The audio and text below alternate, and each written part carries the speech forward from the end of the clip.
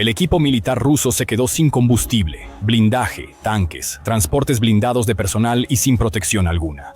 Las tropas de Putin son enviadas a posiciones ucranianas casi desarmadas y sin protección, resultando en muertes masivas. Esto ya no es una guerra, es una masacre. Cada día empeora. Nos dirigimos a Toretsk. Putin ya hace mucho que ha puesto el pecho. La guerra de Rusia de 2024 no ha cesado desde entonces, mientras las tropas de Putin intentan capturar una ciudad ucraniana y las fuerzas rusas avanzan lentamente. Para enero de 2025 habían ocupado cerca del 88% de la ciudad y los asaltos persisten. Tan solo el 11 de junio, en la dirección de Toretsk, hubo hasta 20 enfrentamientos. Rusia fracasó en todos ellos, perdiendo 35 soldados. Pero el punto es que Putin sigue avanzando. Está seguro de que podrá tomar Toretsk y le falta poco para lograrlo. Al menos eso parece a primera vista.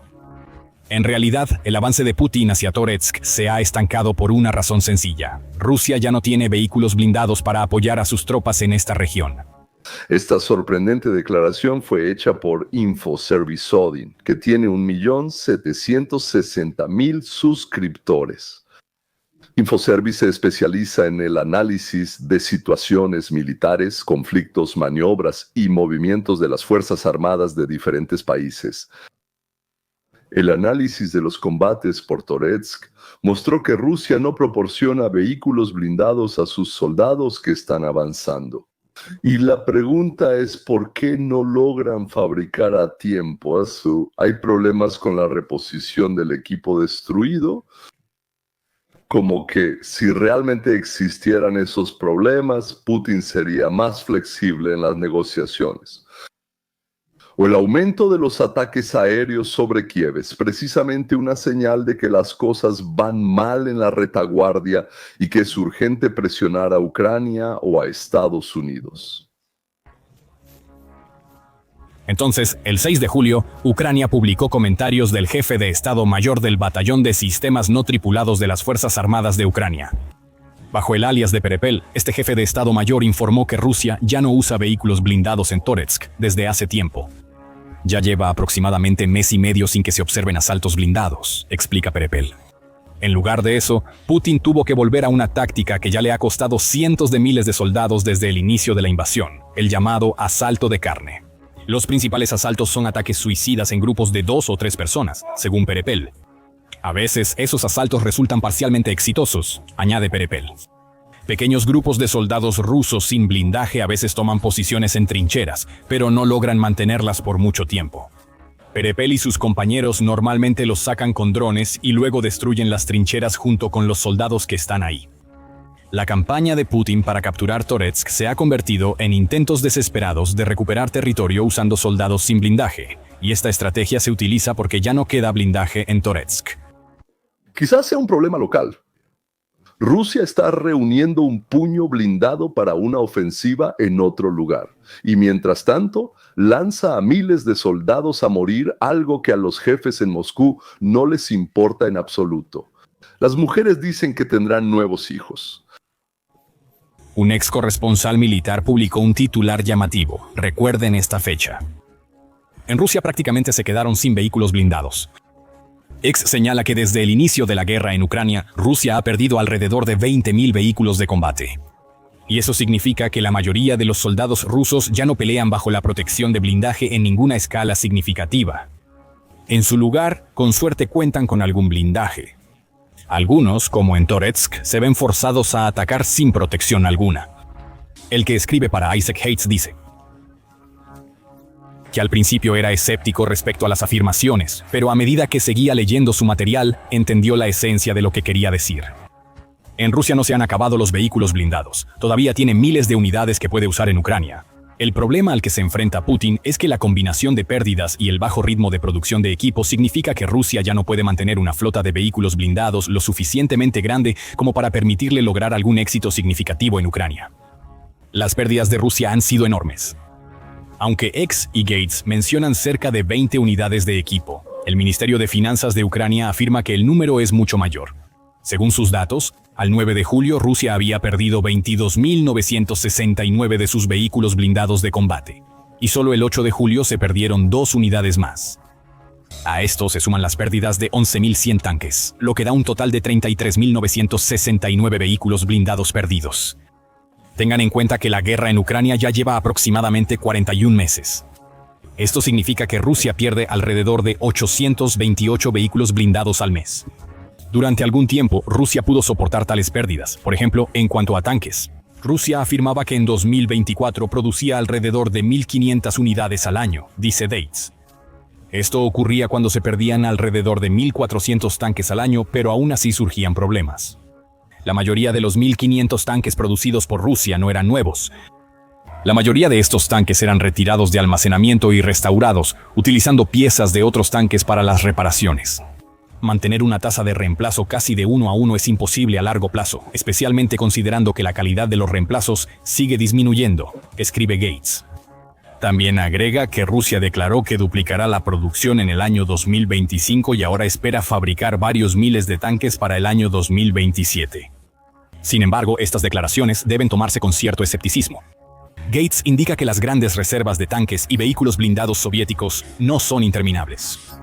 Finalmente, Rusia se quedará sin ellos y las pérdidas que ya sufre se manifestarán completamente. Los rusos tenían una reserva casi ilimitada de tanques soviéticos.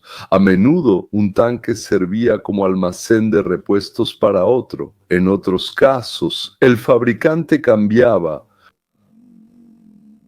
las piezas desgastadas o inservibles durante el proceso de producción. Rusia de esta manera producía, reparaba y añadía 1.400 tanques al año, mientras perdía 1.500. Pero la reserva de vehículos antiguos empezó a agotarse. Las estimaciones de la OTAN muestran que Rusia puede continuar las acciones militares al nivel actual hasta el año 2027, siempre y cuando siga haciendo sacrificios económicos y no haya una escalada seria, escribe Gates. Sin embargo, otros analistas advierten que Rusia podría quedarse sin tanques utilizables para 2026 si se mantienen las tasas actuales de pérdidas. Y si restaurar los modelos antiguos se torna imposible, aunque Rusia quizás pueda reprimir el descontento interno y seguir con las acciones militares, los costos económicos, políticos y militares continúan creciendo. La situación con los vehículos blindados en Rusia ya es crítica. Avanzar con infantería sin cobertura, y más aún en la era de los drones, es un suicidio, damas y caballeros. Se puede atrincherarse y defenderse, pero Rusia quiere conquistar, no defender.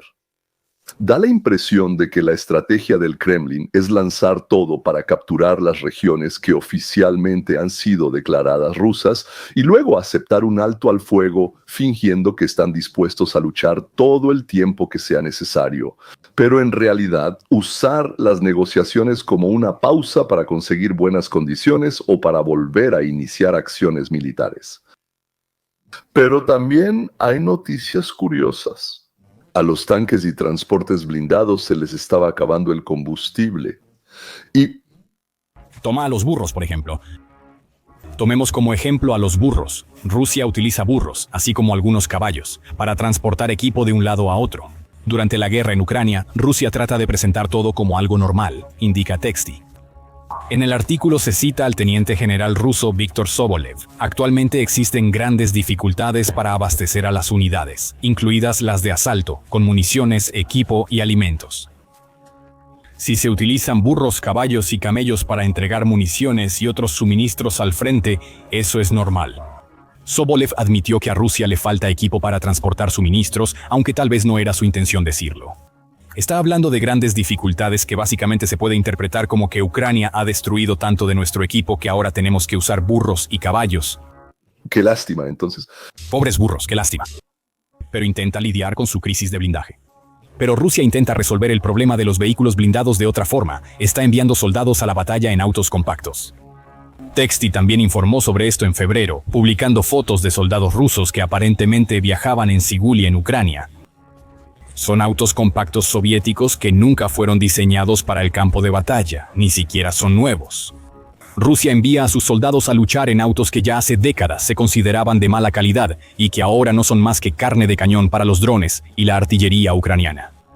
Forbes reportó noticias similares. AKSA informó en marzo que Rusia también está utilizando autos Lada. Y de nuevo, no son vehículos blindados. Son autos que un ruso podría comprar en su país, en una agencia, y ahora los usan en Ucrania. En el informe, AKS relató cómo un Lada quedó atrapado en la nieve y el lodo de Ucrania hasta que los ucranianos lo destruyeron. Rusia ya está usando este tipo de autos e incluso animales debido a su problema con los vehículos blindados. Y al igual que con las grandes pérdidas debido a los llamados asaltos de carne, este problema solo se agravará a medida que se agoten las reservas soviéticas de Rusia. Veremos más burros, caballos, ladas y vehículos similares, porque Rusia simplemente no tiene nada más para transportar equipo o soldados. Naturalmente, en Rusia se fabrican autos nuevos, transportes blindados de personal, vehículos blindados. Simplemente los producen en menor cantidad de la que se destruyen en Ucrania. Pero los rusos tienen otro problema, es en realidad uno muy parecido. Rusia no contará con tanques suficientes para realizar ofensivas efectivas. Después de principios de 2026, si mantiene el mismo ritmo de operaciones y sufre las mismas pérdidas que en 2024, escribe X en su artículo Trench Art del 7 de julio. Esto solo empeora el problema con los vehículos blindados, lo cual es una pésima noticia para Putin. Rusia no podrá mantener la intensidad de los asaltos terrestres que realizó en los primeros 3 años de la guerra. Esto implica menos territorio capturado, más bajas de soldados y un agravamiento de los problemas de Rusia con los vehículos blindados. De mal a mucho peor. ¿Qué planea hacer el Kremlin si el gambito de capturar el territorio de las 4 regiones no funciona? La táctica se llama Mariscal Zhukov y consiste en que los rusos envían a cientos de miles de soldados mal armados y mal entrenados a las fortificaciones. Ellos avanzan en oleadas, retroceden, vuelven a avanzar y los ucranianos gastan balas, granadas, proyectiles y se cansan tanto física como moralmente. Tienen que ser relevados, necesitan descansar, pero no hay nadie para relevarlos. Los ucranianos, millones huyeron de la guerra. Los jóvenes menores de 25 años no son llamados al ejército.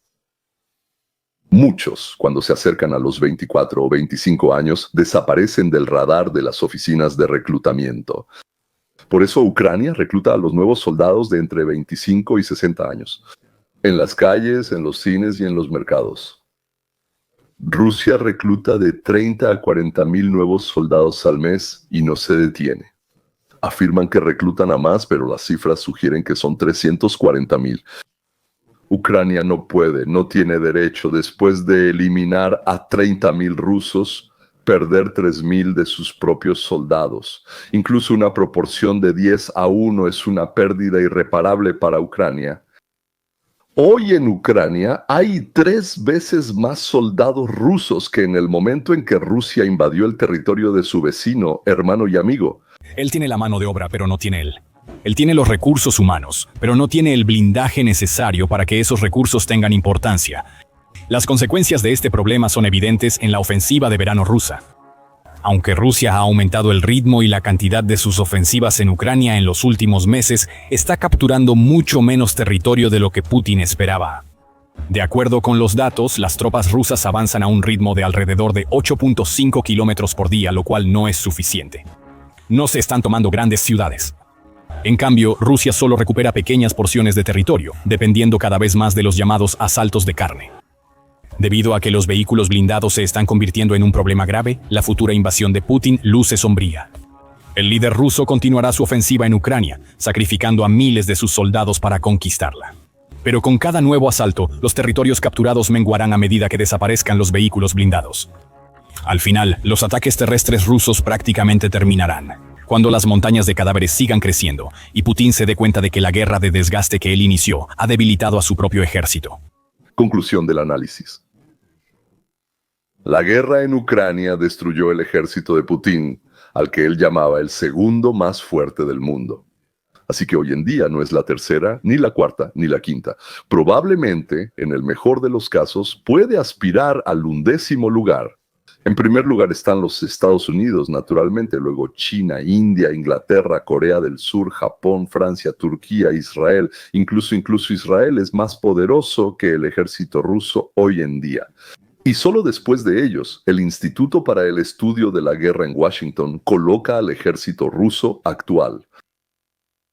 Y sobre Ucrania, Como resultó, vivir bajo presión y amenaza desarrolla las capacidades mentales. Ucrania acaba de desplegar una de las tecnologías militares más emocionantes e innovadoras que el mundo haya visto, y está haciendo que las fuerzas aéreas de Rusia sean absolutamente inútiles. Se llama torreta con ametralladora basada en inteligencia artificial, que tiene la inteligencia y el poder de fuego para derribar fácilmente drones y misiles rusos. Vamos a ver más de cerca qué es, cómo fue creada y de qué es capaz. A primera vista, puede que no parezca algo revolucionario o impresionante. Consiste en una ametralladora M2 Browning calibre 50, montada en una torreta giratoria que puede rotar en los 360 grados y puede disparar a objetivos cercanos. No hay nada nuevo en esto. Torretas similares se han utilizado en operaciones militares durante décadas. Los operadores apuntan manualmente los cañones, ajustan el ángulo de elevación y eligen el momento para disparar. Pero no necesita un operador humano. Está completamente controlada por inteligencia artificial sin ninguna intervención manual. La inteligencia artificial se encarga de todo, desde la detección de objetivos hasta el apuntado y la apertura de fuego. A los soldados ucranianos solo les queda instalar la torreta en posición y encenderla. Luego solo observan cómo sucede todo. El milagro del intelecto controlador fue creado completamente en Ucrania, y una de sus principales ventajas es su accesibilidad.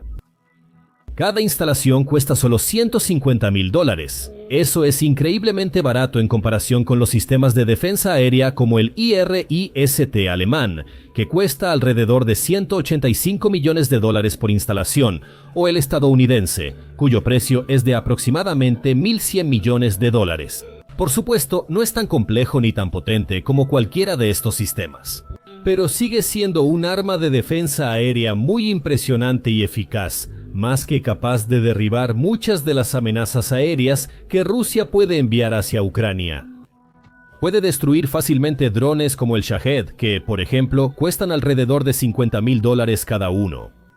Como ya les dije, los nuevos drones dejan de ser algo desconocido y se les encuentra la manera de contrarrestarlos, pero pronto también encontrarán cómo contrarrestar esas contramedidas. Tengo mucha esperanza de que la doctrina de Trump de resolver los conflictos de manera económica y no mediante la destrucción de la población y la propiedad se convierta en la principal forma de resolver conflictos en el planeta. Esto coincide con la propuesta de Golambas, Andrew Joseph Golambas, sobre la resolución de conflictos sin recurrir a la violencia física. Más bien, terminar con las guerras existentes y hacer que no sea rentable iniciar nuevas.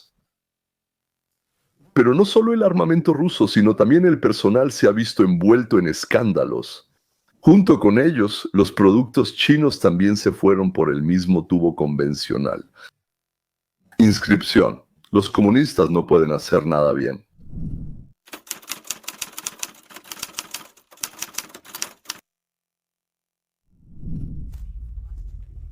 Verán, en las últimas 2 décadas, la industria de defensa de China se ha desarrollado rápidamente y ha inundado los mercados de Asia, África y Medio Oriente. La mayoría de los compradores son países que no podían permitirse armamento occidental o estaban limitados por barreras políticas como sanciones y embargos. Países como Irán y Pakistán prácticamente no tenían opciones y se vieron obligados a depender en gran medida de las armas chinas. Irán enfrenta severas sanciones occidentales, especialmente de Estados Unidos, desde la Revolución Islámica de 1979. Previamente, las Fuerzas Armadas de Irán dependían principalmente de equipo moderno estadounidense y europeo. En el país había algunos de los mejores cazas estadounidenses, como el F-14 Tomcat. Pero después de 1979, cuando las relaciones con Occidente colapsaron repentinamente, Teherán casi no tuvo otras alternativas. Rusia era una opción, pero los líderes iraníes nunca confiaron del todo en Moscú, y las armas rusas solían ser costosas y no siempre confiables. China aprovechó esta oportunidad y constantemente bajaba los precios en comparación con Rusia, afirmando además que ofrecía tecnología igual o incluso más avanzada. Como resultado, Teherán quedó durante décadas fuertemente dependiente del armamento chino. Es decir, en todos los lugares donde Estados Unidos y Europa no vendían por razones políticas, Rusia y China empezaron a vender. Los países compradores obtenían todo lo que querían, pero el dinero no iba a nosotros, sino a Moscú y Pekín. A los compradores todo les parecía bien. China y Rusia estaban felices, y nosotros nos castigábamos a nosotros mismos. Pero, gracias a Dios, los comunistas de todos modos no pueden hacer nada bien. La historia de Pakistán en muchos aspectos es similar a la de los años 1990. Pakistán estaba equipado principalmente con equipo estadounidense y occidental. Durante la Guerra Fría, Pakistán fue un aliado clave de Estados Unidos en la lucha contra la influencia soviética en Afganistán. Pero después de las pruebas nucleares de Pakistán en 1998, todo cambió. Estados Unidos impuso rápidamente severas sanciones, paralizando prácticamente el suministro de equipo militar de forma abrupta. Agotando las alternativas, Pakistán fortaleció su amistad con China, que con gusto inundó Islamabad con cazas, tanques, misiles y barcos asequibles, convirtiéndose rápidamente en el principal, y de hecho, el único proveedor de equipo militar para Pakistán. Bueno, o sea, a los países occidentales les gusta dispararse en el pie, como dice la popular expresión estadounidense. Además, China ha producido de manera constante. Durante décadas, China ha producido de manera constante impresionantes modelos de armamento, presentando cada novedad como un gran avance e incluso, a veces, afirmando audazmente que superan significativamente a sus equivalentes occidentales.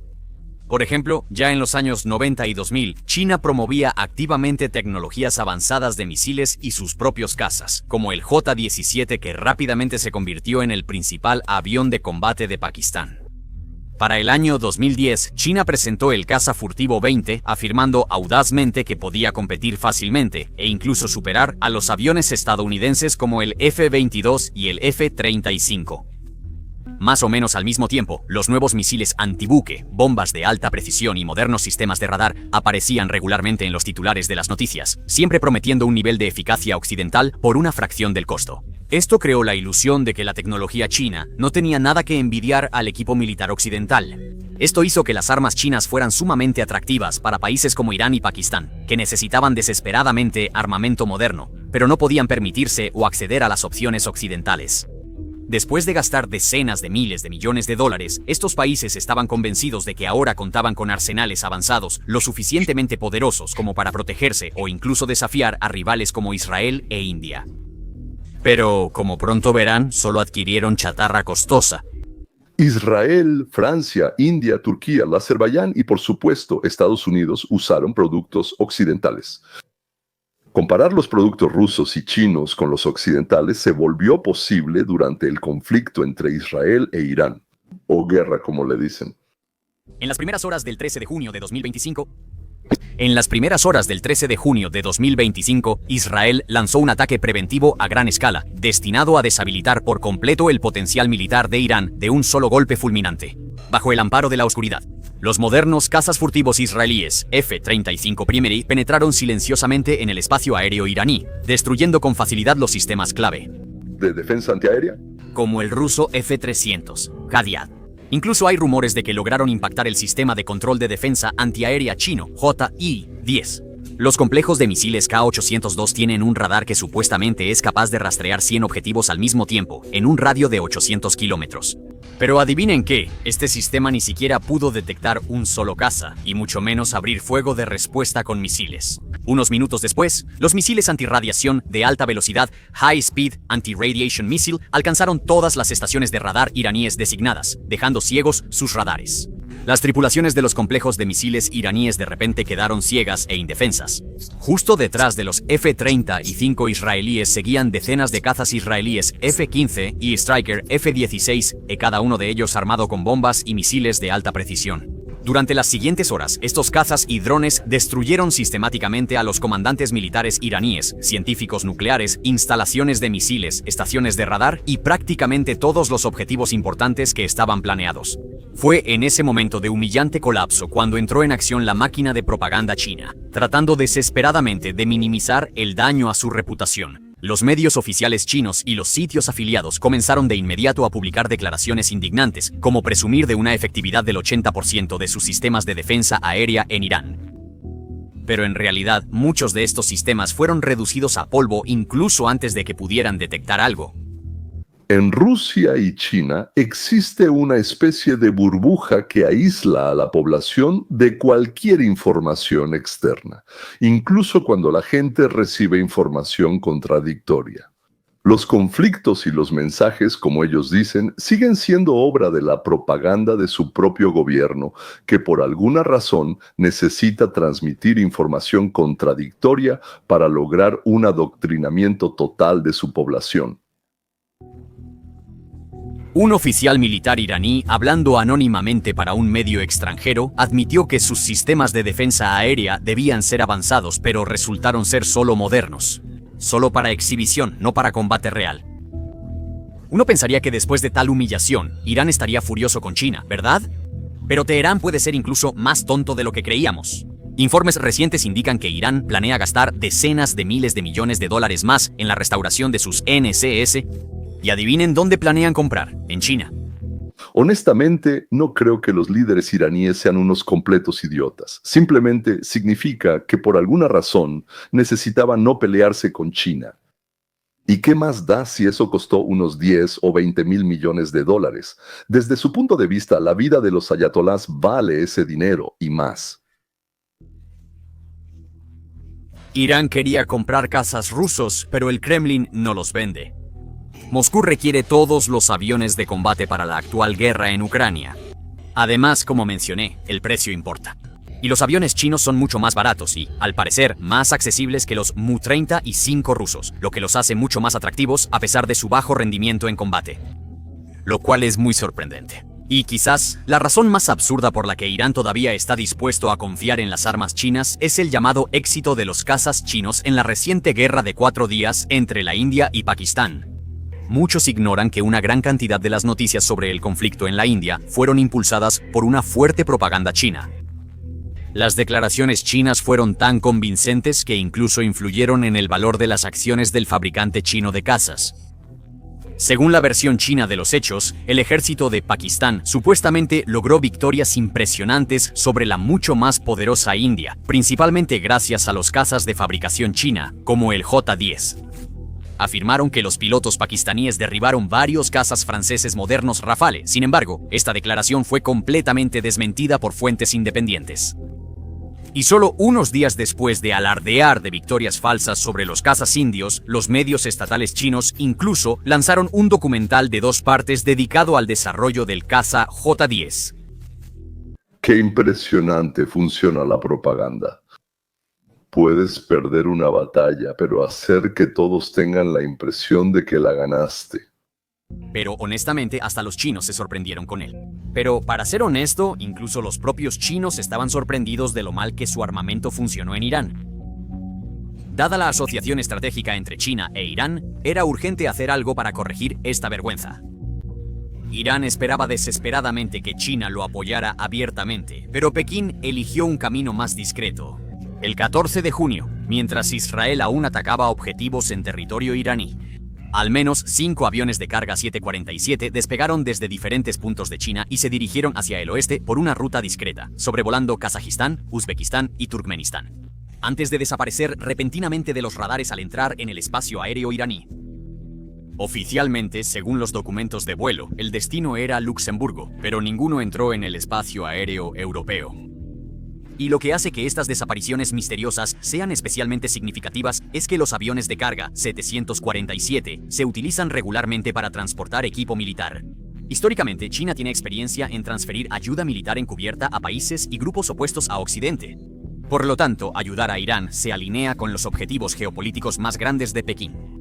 Ambos países se oponen abiertamente al orden mundial liderado por Estados Unidos y abogan por un mundo multipolar. Además, casi todos los sistemas de armas chinos en Irán han fracasado estrepitosamente. Estas entregas secretas podrían haber sido un intento encubierto de China para arreglar las relaciones con Teherán y evitar un fracaso vergonzoso de sus armas que destruiría sus lazos estratégicos.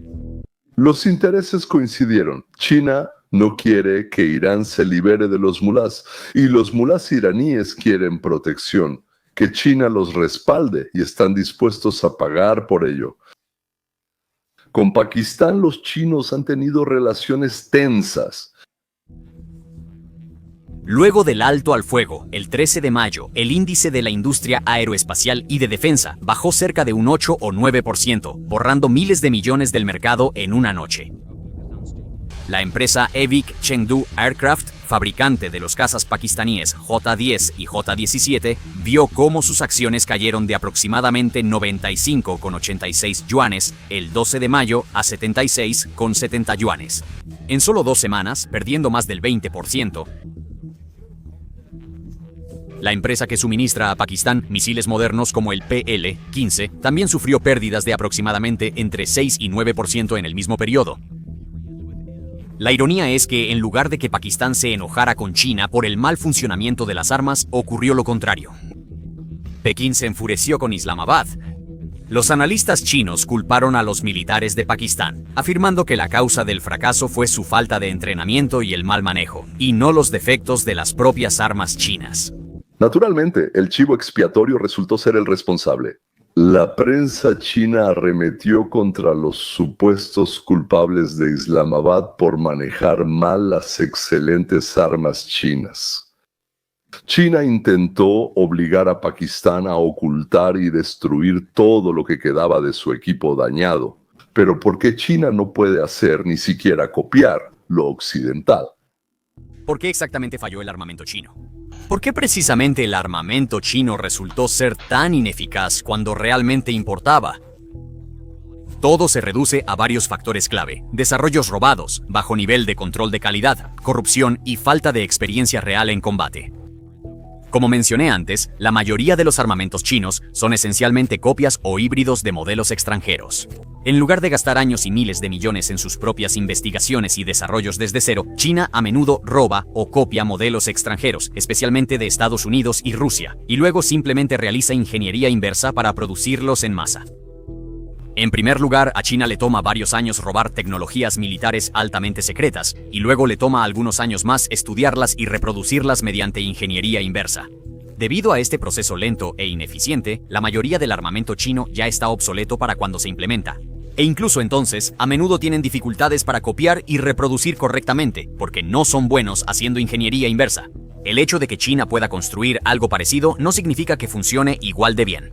Por ejemplo, los sistemas de misiles antiaéreos HQ-9 de largo alcance fracasaron estrepitosamente en Pakistán. China declaró con orgullo que este sistema podía competir con el S-300 ruso y los sistemas Patriot estadounidenses. Pero adivinen por qué hicieron esa comparación.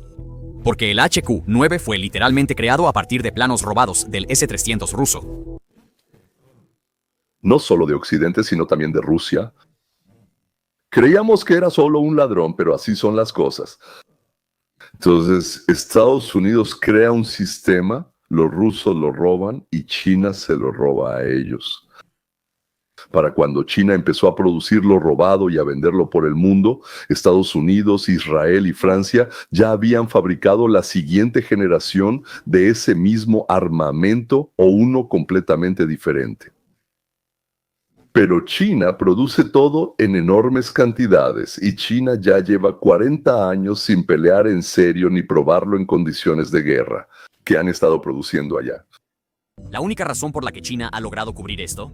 La única razón por la que China ha logrado ocultar estos problemas durante tanto tiempo es porque no ha librado guerras a gran escala en más de 4 décadas. Sus armas no han pasado una prueba de combate adecuada. Los sistemas occidentales y, en menor medida, los rusos, han sido utilizados regularmente en combate real. Por ejemplo, los complejos rusos de misiles antiaéreos S-300 y S-400 en Siria no pudieron detener completamente los ataques aéreos israelíes, pero aún así lograron ciertos éxitos limitados. Históricamente, incluso sistemas de defensa aérea obsoletos a veces logran impactos exitosos. Por ejemplo, el sistema de misiles serbio de la década de 1960 se hizo famoso por derribar el avión estadounidense furtivo F-117 durante la Guerra de Kosovo. Hawk durante la Guerra de Kosovo de 1999. Al mismo tiempo, los radares y misiles chinos suministrados a Irán y Pakistán no lograron ni un solo impacto exitoso, lo que demuestra claramente la baja eficacia de esta arma. Pero entonces, ¿por qué los líderes iraníes y pakistaníes siguen insistiendo en comprar armas chinas a pesar de los constantes fracasos? Es muy sencillo. La corrupción está muy arraigada en los países compradores.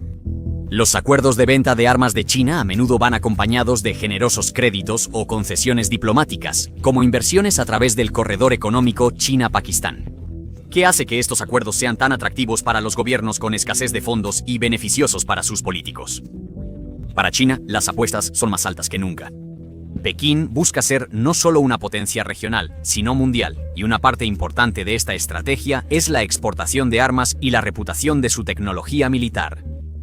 China ya es el cuarto mayor exportador de armas en el mundo, pero los acontecimientos recientes han socavado seriamente su autoridad.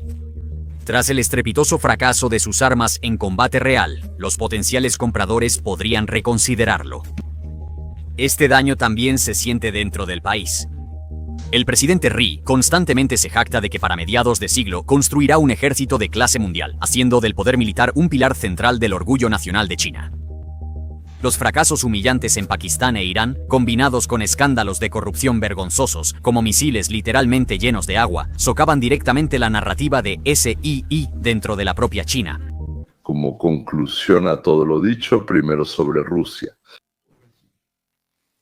Hasta el día de hoy, Rusia ha demostrado que no es capaz de conquistar a un país significativamente menos armado y con menos experiencia en combate. B. Rusia no puede mantener la producción de las armas necesarias en las cantidades requeridas. Las sanciones que tal vez en la vida cotidiana, especialmente para los habitantes de Moscú y San Petersburgo, no les afectan, como ellos dicen, en cuanto a la producción de armamento. Están retrasando a Rusia, la están retrasando muy seriamente. Como conclusión, se vuelve clara la política de Putin: convencer a Estados Unidos el mayor tiempo posible de que Rusia quiere la paz, pero en realidad esperar a que Estados Unidos y Occidente dejen de ayudar a Ucrania. Y así, o conquistar toda Ucrania o apoderarse de las regiones que Rusia declaró como suyas.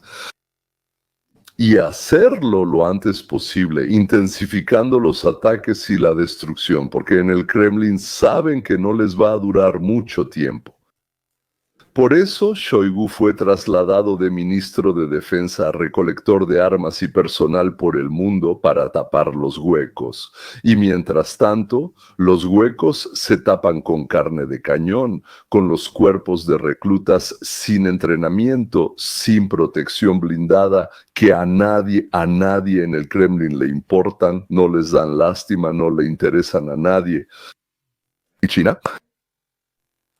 Después de iniciar el conflicto con Trump, el Politburó del Partido Comunista de China formó, un comité de liderazgo nacional que de facto apartó a Xi Jinping de su papel como secretario general y presidente. El armamento chino no solo fracasó, fue un desastre. China tuvo miedo de apoyar abiertamente a Irán y prefirió operar de otra manera. Bueno, digamos, en la oscuridad. Les envió 5 aviones de equipo adicional de transporte, pero lo hizo de tal manera que fuera imposible probar el hecho de la entrega. China está en una grave crisis financiera, principalmente debido a la lucha con Trump. Y la historia con las armas solo agrava un problema aún más serio con los bienes raíces que nadie compra y con las finanzas.